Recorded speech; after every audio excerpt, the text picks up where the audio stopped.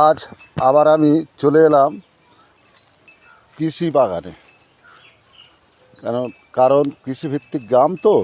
আর এখানে দেখুন সম্পূর্ণ চাষের ওপরে এরা কীভাবে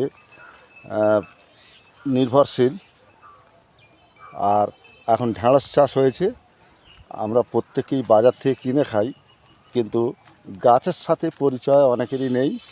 তাই তাদের জন্য আমার এই ভিডিওটা খুবই গুরুত্বপূর্ণ হয়ে দাঁড়াবে। আপনারা দেখুন, মাঠেতে চাষ করেছে, এই দেখুন ঢেঁড়স হয়ে আছে। একে আমরা লেডিস ফিঙ্গার বলি। আর ঢেঁড়স খুবই উপকারী, আমাদের একটা সবজি বলা যেতে পারে। আমি পুরো বাগানটা একটু দেখালাম, আশা করি আপনাদের ভালো লাগবে।